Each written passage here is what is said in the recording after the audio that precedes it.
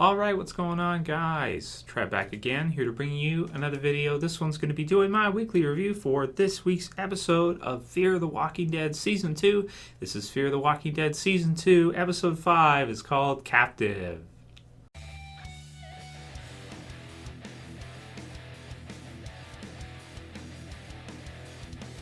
Spoiler warning, if you guys haven't seen this episode yet, you're definitely going to want to watch it before you watch my review.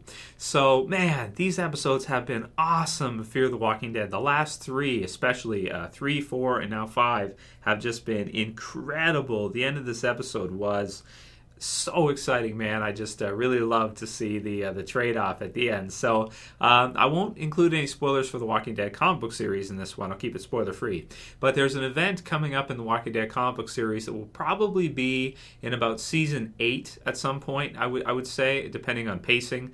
And that is where there is a trade that's made between a couple groups. And it's kind of inverted because it's kind of the villains that do that to our heroes.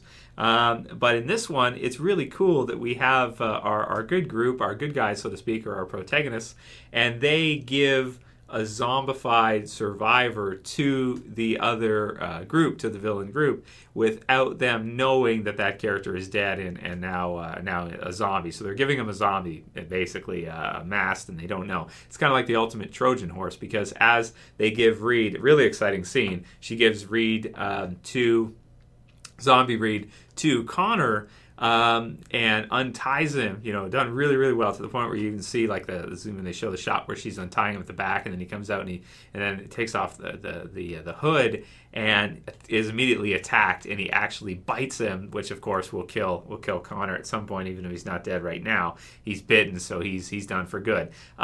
Really effective tactic, and really cool how they used it in Fear, I think, because from Connor's perspective, like here you're expecting to get him back, and then of course you find out he's dead, and he's a zombie, and he's attacking you all at the same time. So it's like your brain would just be on overload, because here's this person you care about and love, and now you're finding out they're dead, and they're a zombie, and they're in your face. So, yeah, that was really, really cool. The scene at the end, and I really like what they did with this Reid character, who I ended up finding out. I looked it up on IMDb and Wikipedia, and it is Jesse McCartney. I thought he looked exactly like him. I'm like, why would they? But my perception was all screwed up, because I'm like, they wouldn't hire him to, but he looks exactly like him. And it turns out it is, at least according to IMDb and Wikipedia. So that's pretty awesome, pretty funny. And of course, we had Chris, who sort of put him down, but not really. He kind of shot him through the mouth, which is something we'll talk about in a Q&A we'll discuss, and you guys can write your comments below. Do you think that he actually was turning, or do you think that Chris did it because he got so angry, he got so pissed off at him for what crap Reid was talking, and shot him? But he didn't shoot him straight. It's almost like he put the gun in his mouth or something, and he shot through this way, or he had his face like turned to the side, and then he shot him this way, and it went through without destroying his brain or anything. So is that kind of telling that maybe he didn't actually just put him down? He either missed, or, well, he wouldn't have that good aim anyway, because it's not like he practices or anything, but he's from point blank.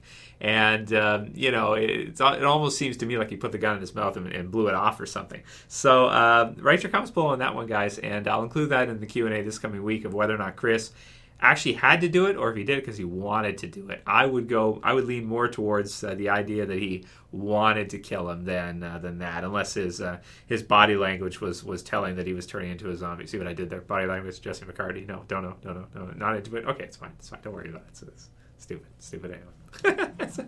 I know, it's one of his songs. It's one of the names of one of his songs. It's funny. So I thought it was funny. Anyway, screw you, man.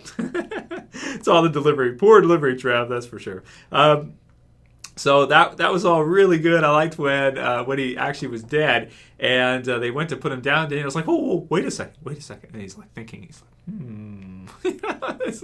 this is too good, right? And of course, as he's right, it works flawlessly. It works perfectly, to the point where even they're able to outpower the men that are with Connor in that, and then Alicia's able to slide down off the top and go into the water, and then get into the boat, and they should be good. Of course, you have Jack there too, which I really like the scene also where she leaves, and because we weren't sure 100% where her intentions were, because she was kind of like, it seemed like maybe she did like him, but maybe she was just acting, maybe she was playing the role. so that she could manipulate him. And it turns out now we found out that, yeah, she was messing with him. She's not interested in him. She actually hates him. And even though she had seen his side of things and kind of been held captive and understood that he's doing this because Connor is kind of forcing him to, and he gives everybody jobs to do, she still doesn't care for him. She still doesn't like him because of what happened with her and how she met him, and that he deceived her. He tricked her too on the radio. Now she's kind of doing the reverse back, because otherwise she would have asked him to come with her. And that actually may have been a good decision, because then he may have been able to give them some information about what they can expect if they're going to be attacked. It looks like from the promo, which we'll focus on more in the predictions video, that Connor's group, even maybe minus him, or maybe if he's able to fight off his Zombie Reid and somehow survive, that he'll want revenge in his last few hours. It seems to me like he really underestimated Madison, underestimated her group, and didn't take them seriously enough, because if Reid said he's got over a dozen men, he didn't have that many with him there. And Travis and Madison were able to get away, of course, with the help of Zombie Reid. So the ending of the episode was just amazing. I thought they were going to delay all this, and that we were going to have to wait until like the mid-season finale to see this happen, to see this kind of trade or something like this happen where it turns into an all-out battle. But no, the pacing of Fear Dead Season 2 has been, I think, incredible after the first couple episodes. And since then, the last 3 episodes have been great. I like the parallels between Connor and some of the villains we've had in the regular Walking Dead. You have the governor, the Easter egg, where he's got the parrot on his shoulder in the TV series, and he calls himself a pirate. Well, it's like, if he's a pirate, Connor's even like, he's a pirate too, but even more so, because he's like stealing ships, and he's got these ships, and he's taking people, and he's using them.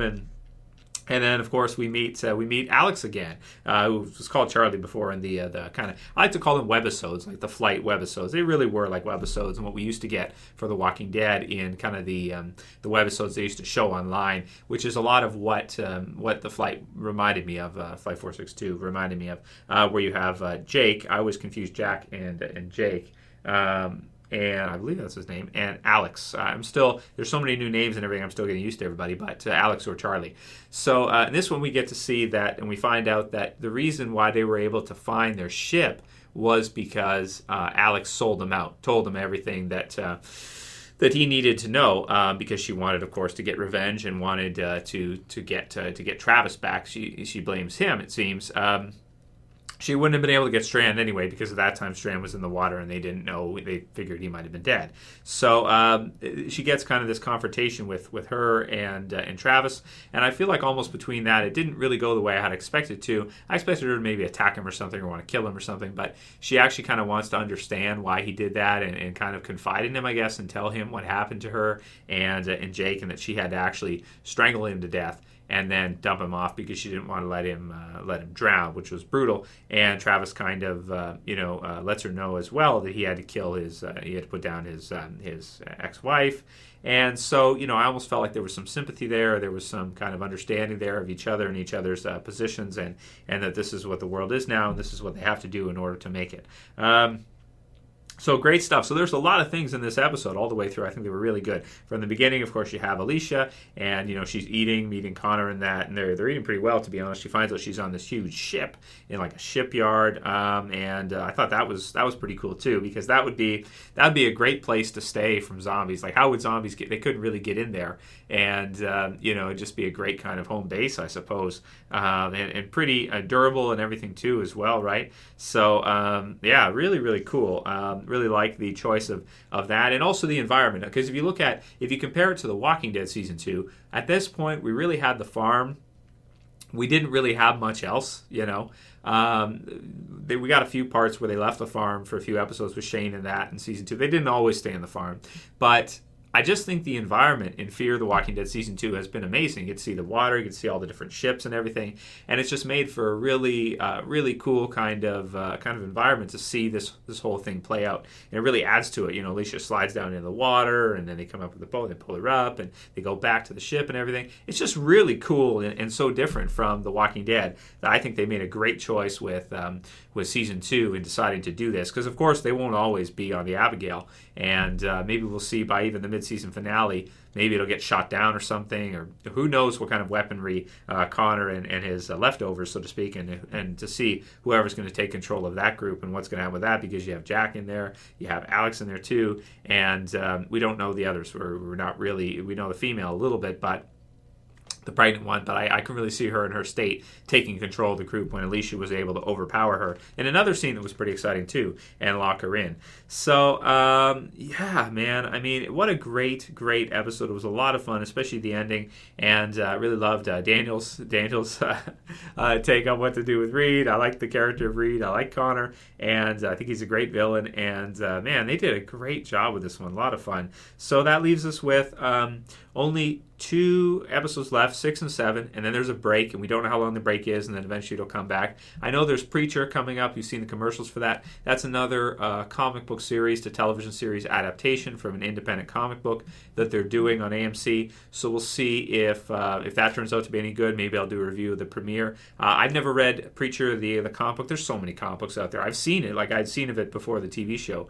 I just never bought it. But maybe it's something I'll definitely check out the premiere, I think, and maybe I'll do a review with you guys. Some people have also asked for me to review Ride with Norman Reedus, which maybe I will. But if it sucks, then I may just do kind of... I don't like to do rants, because if somebody likes it, it's like and I come on here and just crush it. It's like, it's pretty negative. So, but we'll see. We'll see how it turns out, and maybe I'll do a review at least of the premiere. Aside from that, the episode, I'm going to give it an 8.8. It was another great episode. One of the best episodes we've had of Fear still. I feel like episodes 3, 4, and 5, strongest from this season. Season 1 strongest was the finale. Finale is still probably the best episode from season 1, and then maybe episode 4, episode 3, and 5. Really, definitely the ending of this one was really climactic to see the trade happen. So that's all I got to say for this one, guys. I loved this episode. Let me know what you guys thought. Rate your comments below. Let me know what you think about Chris and the villains that we've seen so far. I thought they've been really, really good. And I guess understandable. We've seen a lot of characters like them, so at this point, so really cool, and definitely like the Trojan horse kind of hidden zombie type trait was cool. So I'll be back in about an hour for the predictions for episode 6 with you guys. So heads up for that, and of course the usual stuff. I appreciate all you guys' support. I love it, man. Thank you guys. Everybody who thumbs up the videos, you know who you are. If you're thumbing it up, you know who you are, and I appreciate you. So thank you very much for doing that. If you share and favorite, you're even more awesome. And almost to 200,000 subscribers now the channel is. So if you want to help the channel get to 200,000 subs and you watch the videos but you're not subscribed yet, then please help subscribe at the bottom left. Almost there. Only like maybe a week or 2 weeks left, and it should be at 200,000 subs, which is really cool because I never thought it would get there. And yeah, thank you guys for all your support. Thanks for watching. Hope you liked the videos, and I'll see you back again real soon for the predictions and Game of Thrones in about 2 hours, roughly 2 to 2.5 hours. I still got watching everything yet. So yeah, that's it for this one. Like, do all that stuff, guys. Subscribe if you're new, and I'll see you again real soon. As always, it's Trev saying peace. See you guys later.